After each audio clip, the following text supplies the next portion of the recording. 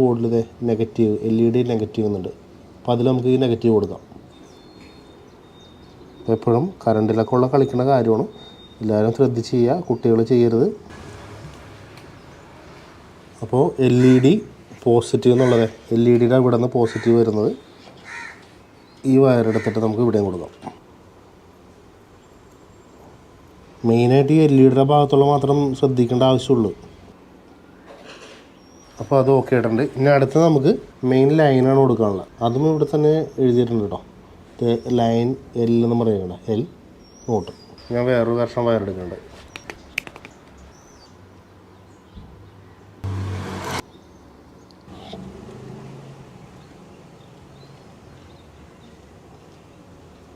ശരിക്കും പേസ്റ്റൊക്കെ ഇട്ട് കൊടുക്കണം കേട്ടോ. നമ്മുടെ അഡ്ജസ്റ്റ്മെൻറ്റ് പരിപാടിയാണ്. പേസ്റ്റ് ഒന്നും ഇട്ടില്ലെങ്കിൽ കുഴപ്പമില്ലാത്തൊരു പരിപാടിയാണ് നമ്മൾ ചെയ്യണത്.